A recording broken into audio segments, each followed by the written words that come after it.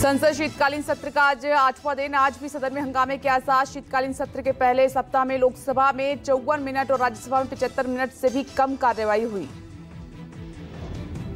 शीतकालीन सत्र को लेकर संसदीय कार्य मंत्री किरण रिजिजू ने कहा कि पूरे सप्ताह में केवल 4 बैठकें हुई हैं और कार्यवाही पूरी तरह से ठप रही।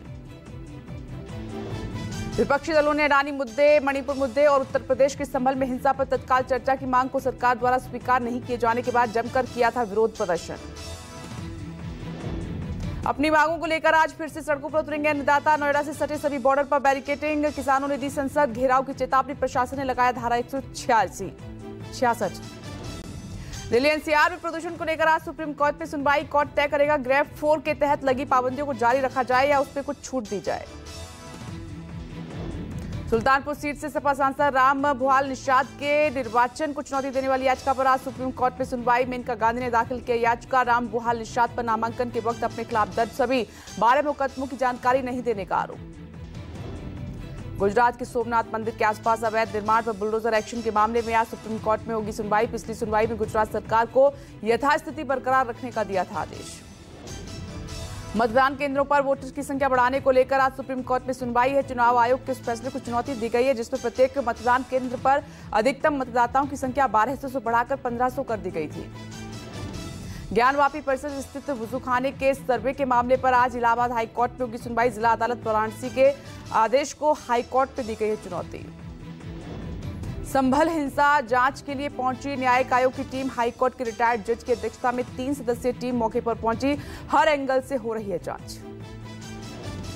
न्यायिक आयोग की टीम ने उस गली का दौरा किया जहां हिंसा भड़की थी। साथ ही शाही जामा मस्जिद भी पहुंची टीम। न्यायिक आयोग को 2 महीने में आयोग को रिपोर्ट देने के लिए कहा है।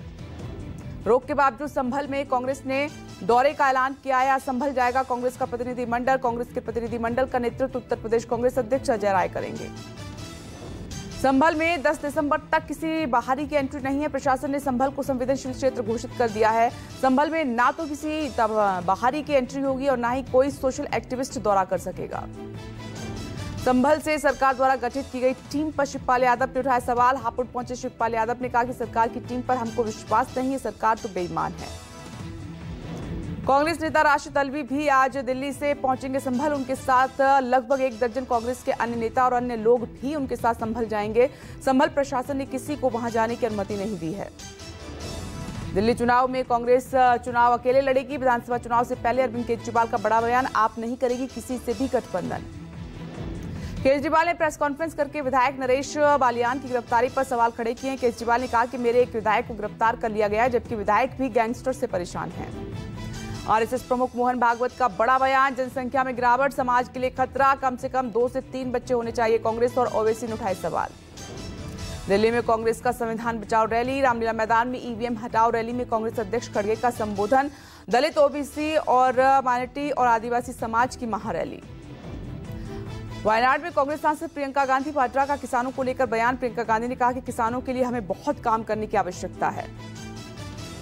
प्रियंका गांधी के संविधान बचाने वाले बयान पर केंद्रीय मंत्री गिरिराज सिंह का पलटवार। गिरिराज सिंह ने कहा कि कांग्रेस को बोलने का अधिकार नहीं। उनकी दादी ने आपातकाल लगाकर भारत के संविधान को रौंद दिया था।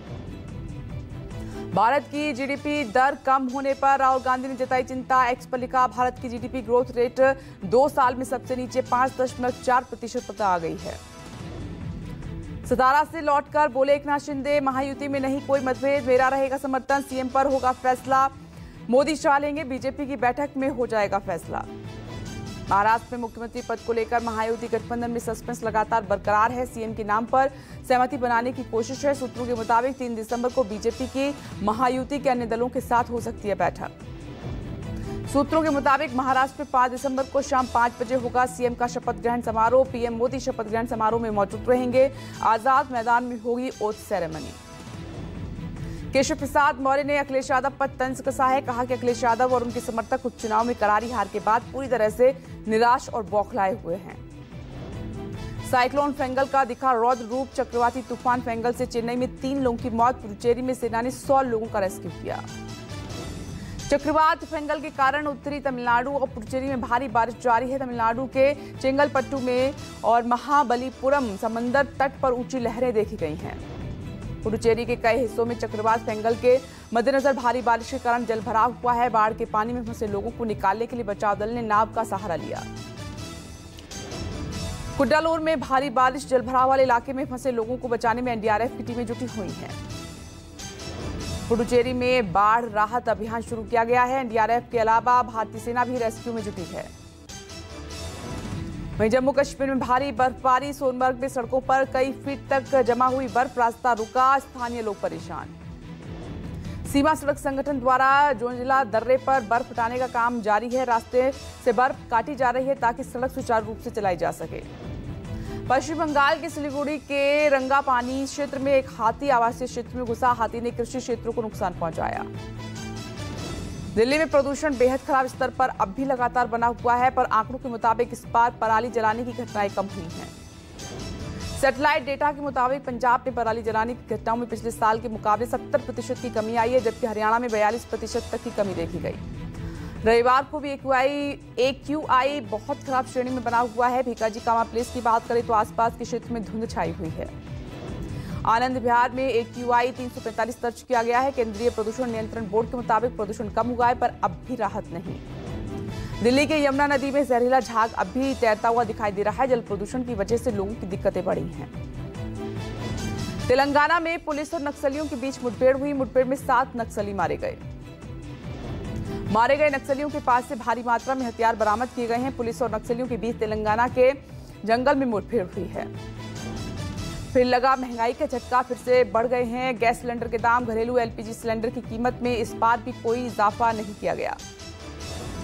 19 किलो वाले एलपीजी सिलेंडर की कीमत में 16 रुपए 50 पैसे का इजाफा हुआ है। 19 किलो वाला कमर्शियल एलपीजी सिलेंडर अब दिल्ली में 1818 रुपए से ज्यादा में मिलेगा। यूपी के जालौन प्रशासन के साथ मिलकर एसओजी ने नकली खाद बनाने वाले 2 गोदामों पर छापेमारी की है। गोदाम से भारी मात्रा में नकली खाद बरामद हुई है। एसओजी की टीम ने छापेमारी कर नकली डीएपी खाद की 500 बोरियां बरामद की हैं। साथ ही मौके से प्रशासन ने 4 लोगों को गिरफ्तार किया है। खाद की किल्लत के बीच नकली खाद बनाकर बेचे जाने की गोपनीय सूचना पर नकली खाद के धंधे को टीम ने भंडाफोड़ किया। गोदाम में छापेमारी के दौरान जांच दल ने खाद के सैंपल भी लिए और खाद से भरा एक ट्रक भी जब्त किया है। दिल्ली में बदमाशों के हौसले बुलंद हैं। पश्चिम दिल्ली के नारायणा इलाके में एक 36 साल के शख्स की अज्ञात हमलावरों ने बेरहमी से हत्या कर दी। पुलिस संदिग्ध लोगों से पूछताछ कर रही है।